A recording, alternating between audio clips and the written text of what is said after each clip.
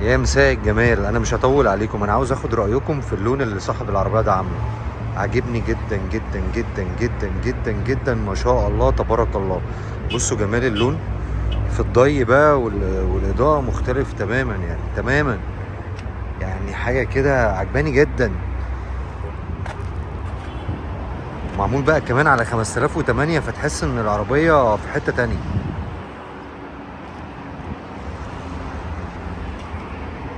بصوا بقى من الجنب ده في الاضاءه. طبعا المهندسه رانيا منوره الدنيا النهارده، طبعا هتطلع معانا على الفيديو. بصوا اللون، بصوا اللون، بصوا اللون، بصوا اللون، بصوا اللون، بصوا، بصوا اللون.